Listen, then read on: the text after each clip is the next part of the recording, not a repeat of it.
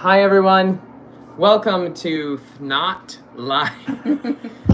It always sounds weird. ThNOT. Thursday night on tour. I don't know what I'm reaching for there. ThNOT sounds like a Dr. Seuss thing. Right? Yes. Like the ThNEEDs, yeah. So welcome to ThNOT Live, Thursday night on tour. If this is your, let me just say this. If this is your first time tuning in, you don't know who I am. My name is Nick Cartell. I am an actor and a husband and a dad and an educator out in New York City. I'm on the national tour of Les Miserables. I play Jean Valjean. And with me tonight, I'm very excited because we have the Maestro, the man himself, the musical director extraordinaire, Mr. Will Curry. Hi. Hi. This is very exciting. I'm very excited to have you tonight. So we're going to talk tonight, we're going to talk all things orchestra. Why am I belting? I feel like I am in a full belt. Whew, no marking. I'm very excited. Warmed up. I'm very warmed up. Yeah. I'm projecting. I'm singing, speaking on my voice, as we say. So we're going to talk all things orchestra. We're going to talk all things music. And I love doing this because I love giving audience out there an education about not only what they see on stage, but what goes on behind the scenes, and in your case, what happens in the pit, and also what rehearsals are like sometimes. And so that way then people can come and be like, oh, I didn't know that, or now I remember that from last time, and ooh, look at there, I heard that note, you know what I mean? So things like that. So why don't we start with this? Yeah. Will you introduce yourself? Yeah. And say what you do. Great. Even though I've already said it, but say more what you do. Yeah, for those who have joined. I'm Will Curry. I'm the music director and conductor of the national tour of Les Mis. I spent many years actually as the violist and assistant conductor of the show a long time ago, and sort of moved my way up through the conducting hierarchy. And my main job on the show is I conduct the show most nights of the week. Mm-hmm. And then I'm sort of responsible for all things music, and sort of maintenance of music, and running the music department out here on the road. So that includes teaching new cast members. When we have new cast members joining, there are music rehearsals that we all are called for at certain times. So it's upkeep. It's Yeah, really, truly anything related to the music of the show, which on a show like this, everything is related to the music of the show. And also, he stands for 3 hours. I do. He stands for 3 hours a night, y'all. It's very impressive. I don't know, every time I look down there, I'm like, oh, your poor feet. Look, the secret to the feet, I stand on a squishy kitchen mat. I love that. Yes, that's the only thing. Yeah. So someone asked, how much musical creative liberty are you given? Yeah, it's actually, on a show like this that's been running for so long, it's actually a lot. Great. Yeah, because the piece is so sung through, it's sung through. It's sung through. There are literally thousands of different tempos and speeds that I engage with throughout the night. So there's actually a lot of room for flexibility within that. Just as long as you come in within that allotted time. Correct. Yeah. As long as the show comes in under 3 hours, there's a lot of flexibility. I'm a big believer in doing everything to support the storytelling and the stage. So, and you do such a great job at that. Because we were talking earlier this week, because it's you can feel that Will is breathing with us when we're singing on stage, and it makes such a difference. I've been very lucky to work with music directors that do this. You know what I mean? That you, thank you. That they're with you. It's one. We had a rehearsal just earlier this week, last week, and Will was like, "Are you leading this or am I leading?" And I was like, "Actually, I feel like we're working together," and that's the way I think that everybody wants it to be. Yeah. Because it makes it so nobody is fighting against each other. You know what I mean? That just is very cool. How did you get your start?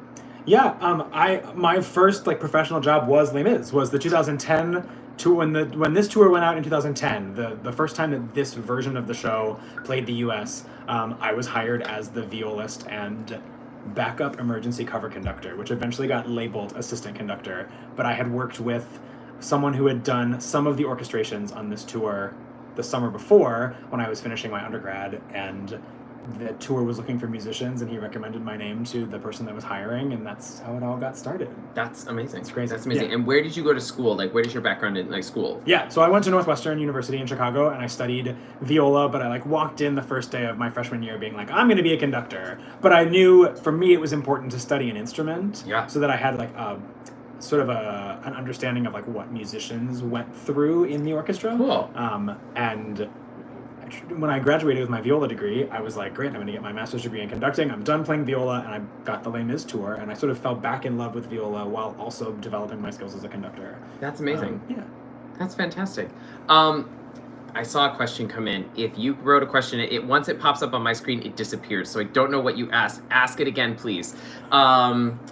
So let's see here. We've talked about school. So you started in 2010. I mean, it's now 2021. Yeah. You've been with Les Mis a a very, very long time. I did it for 5 years. So I did on the tour. I did the tour for the full run, which was almost 3 years. Hold on. How do you control the tempo of the song when the singers don't always watch the monitors? Okay. First of all, the singers in this company do watch the monitors. We always watch the monitors. I will say, we have to check in on our monitors. I will say that this, and actually, I don't know if I've been blessed with great singers in all the companies I've worked with, but I really do feel like this company, if they're not looking at me, I really believe that they're looking at the monitor, and I feel a great connection. And if I feel an actor on stage resisting my tempo, 95% of the time it is because they need something else than what I'm delivering, and I will adjust. What's also great is that we don't necessarily have to be eyes on, right? Eyes on Will the whole time.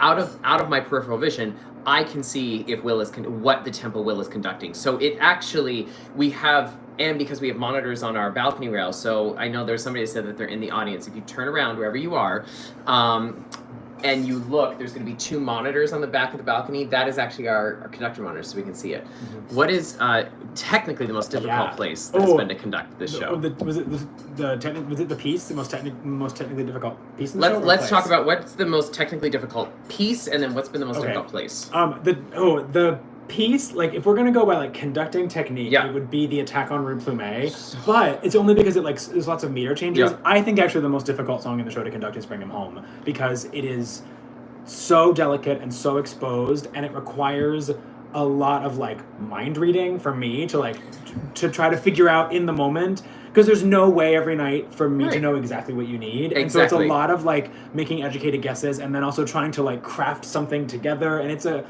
and it works. Yeah, but I think Bring Him Home is the most difficult number in the show. And I just really try not to think about it. We get there and I'm like, all right, beat by beat, how's it going to work tonight? And you know what? Honestly, I think that's for me too. It's not that it's difficult. It is. There are moments where I go, depending on how I'm feeling in the week, if it's difficult to sing or whatever. But it's also the moment that I come in, that you have to sit back. Hello, Michael. We're live on YouTube, as always, on our Thursday nights. But it's also the number that I have to go. I can't think of it as the song for Valjean. I can't think of it as Bring Him Home. I have to think of it as I am continuing to tell this story. And if I think about it too much, then it becomes a... How am I singing this song? You know what I mean? I just have to kind of roll with it. But that's interesting that's one of the most... All right, well, there you go. Yeah. So, because we were talking... My high school band director said Attack on Rue Plumet as well. There you go. It's hard. It's really hard. And it shouldn't be, because it is actually, until the very end, it should be one tempo the entire way through the song. But it's different feels that happen throughout, and it's difficult. There you go. Yeah. So, talking about touring and touring musicians. Yeah. So, here we're in Toronto right now, so we have a musician, our orchestra is local based, but we actually travel with our orchestra. So you can talk about traveling, because you have been obviously a touring musician. So how many do we travel with in our pit and that sort of thing? Yeah, we travel with 14 musicians and then 15 plus conductors. So it's 15 people in the pit, including me, total. So that is 4 strings, 3 woodwinds, 4 brass, 2 keyboards, and a large percussion setup. That's amazing. And we travel that orchestra with us everywhere, except for some of the larger cities in the country and Canada. So, Chicago, DC, LA, Toronto is one of those places. Yep. And when we come to places like that, we keep a few of our regular players, and then we hire the rest of the players locally. So here in Toronto, because we're here for so long, we only have 3 of our regular players, and the rest of the orchestra is Toronto-based musicians. Yeah. What do you think is the hardest part of your job? Putting him on the spot. It's okay. Working with Nick Cartell. Yeah, working with Nick Cartell. It's sort of twofold. The maintenance of the piece, and I don't necessarily mean like the maintenance of like doing it night to night is difficult because the piece, any repetition can get stale. It's not Les Mis. Les Mis is particularly hard because it is a full 3 hours and it doesn't stop, and you never get like in a book musical as an actor you get two different types of performance. You get singing and you get scene, and as a conductor when the scene happens, like I get a break. Yeah, you can sit. And we don't have that here, and it's just like you enter this world of really intense focus and emotional state for 3 hours every night. So to do that every day I think is really hard. But the maintenance of the like interpersonal sort of culture is challenging, and it's not saying anything bad about the company. The company's lovely and wonderful, but just like maintaining relationships between myself and everyone in the company, but also trying to create a culture that keeps people's relationships within each other positive as well. You know, everybody's here doing a difficult thing, and like making sure that everybody stays light and positive and collegial, I think is the hardest thing about the job. Because it is a very hard show to do night after night, and so to be in that place, sometimes we do have to step out and step away and be like, okay, Les Mis, shake it off. What has been your most memorable performance you've ever had with Les Mis? It was here in Toronto, actually. Right at the end of our run, this was in 2014, like late January, they did a benefit performance of the show. So like all of the ticket sales that night went to a Canadian charity, but they brought Colm Wilkinson in to play the Bishop that night. And it was like, crazy, like the Javert dressing room was across the hall. They like kicked Javert out of his dressing room to give Colm Javert's dressing room. And we did the show with Colm Wilkinson as the Bishop, and then at the end of the show, Colm and Ramin was Valjean at the time. They did a duet version of "Bring Him Home," and like I was shaking so much in the orchestra I couldn't play. I was like so overwhelmed that we were like doing the show. I honestly, I was hoping that we would get a Colm. He lives in Ireland now. Oh. He went back. He went back to Ireland. He's so nice. It was such a cool. I met him once here after a performance of Phantom of the Opera when I was here and when I was in it. And so like I have a picture with him backstage on this stage. So but it would have been very cool to meet him, but I don't think he's coming. That was the coolest. Oh my gosh, I am sure that it was. Yeah. I am sure that it was. Wow. Let's see. What other touring have you done? Or what other shows have you conducted or been a part of? Yeah. So on the road, I did Les Mis forever, and then moved to New York, and on Broadway did Les Mis, Fiddler, Saigon, and My Fair Lady. Great. And then went back on the road as the music director of Saigon. So took the Saigon tour out. That took us till COVID. And then coming out of COVID, I took over the end of the My Fair Lady tour just for a couple months. Oh, okay. The music director left to do another project. So I did that, and then have subbed on a bunch of shows on Broadway in the interim, and then before coming out here did the revival of Camelot at Lincoln Center, playing viola, and I was the associate, so I was on the podium quite frequently. But, and now I'm here. Oh my gosh, I didn't know you did Camelot. It's either, my career is either like a Cameron Mackintosh, like big mega musical, or like Golden Age, 30-piece orchestra kind of thing. Right. Will took over the merch Instagram last week. And one of the things that I think is just amazing and just really, really cool is he warms up every day. Like he actually plays his viola every day. And I think that, oh my gosh, the sound that, just the little bit that he played like on the instrument, I was like, can you just really do that? That's amazing. Let's see, what other questions do I have for you? We talked about the number of orchestra members, how long you've done Les Mis, school. So I would say 15 minutes. I would say we'll answer a few more questions here. When we talk to other actors or other crew members, they say that schooling is important, obviously. What do you think? Do you think, especially for playing in an orchestra, schooling, yes, 100% important?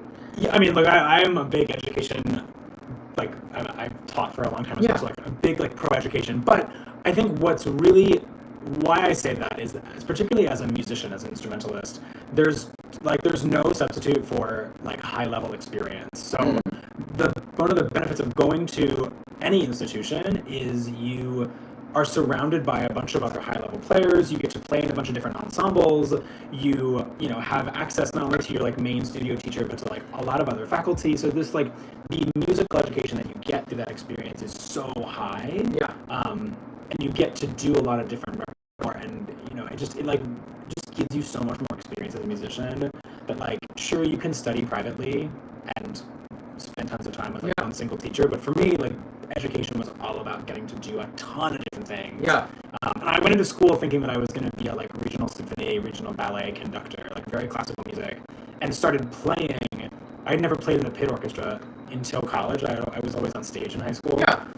Not acting, but Interesting. Sure.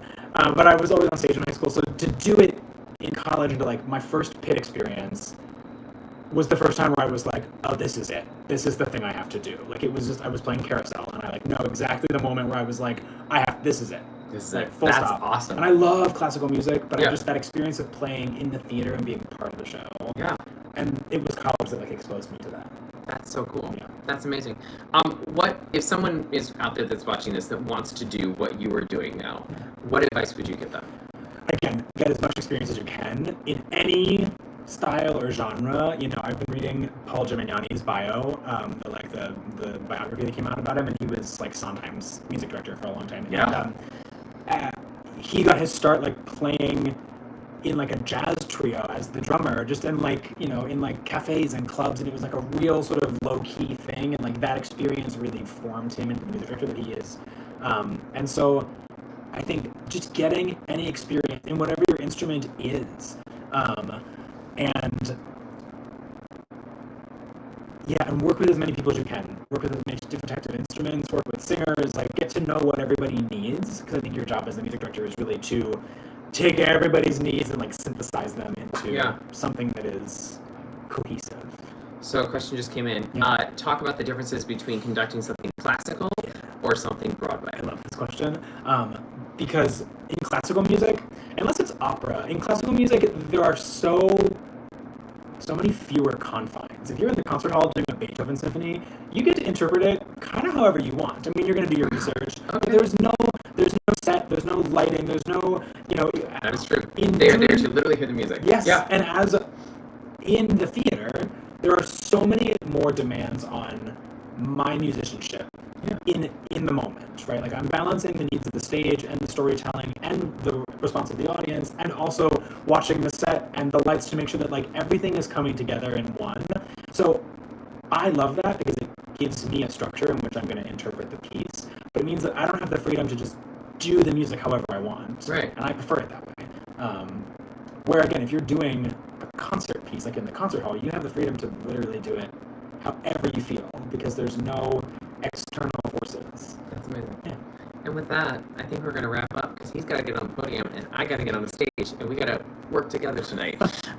Will, thank you so much for coming and chatting with everybody out there, and thank you for your questions if you asked. And go follow him on Instagram if you haven't, because anytime that you get to hear him just play a little bit, it's amazing. And if you're watching the show tonight, which I know there's somebody out there that said that they were watching the show tonight, go down and say hi. Amazing. Yeah. Really appreciate the answer to the stream. Well, you're quite welcome. And thanks everybody for tuning in, and we'll catch you next week. I don't know who we're chatting with next week yet, but we'll figure it out and I'll post about it. Yep, there's your there it is. There it is. Awesome. Everybody's saying have a great show. Have a great show, Will. Cool. And thanks for tuning in, everybody. And we'll see you next week on ThNOT, and tune in this Saturday obviously for ThNOT with Haley on Saturday night on Instagram Live. Alrighty? Bye everybody. Thanks for tuning in. See you later.